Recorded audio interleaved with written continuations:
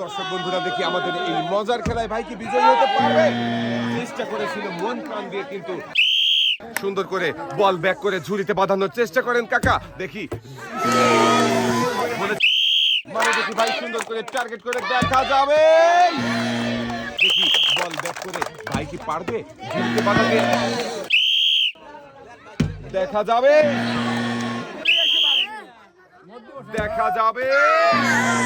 ভাই ঝুড়িতে বাঁধাতে পারলেই আপনি হয়ে যাবেন বিজয়ী। মিস, দেখা যাবে।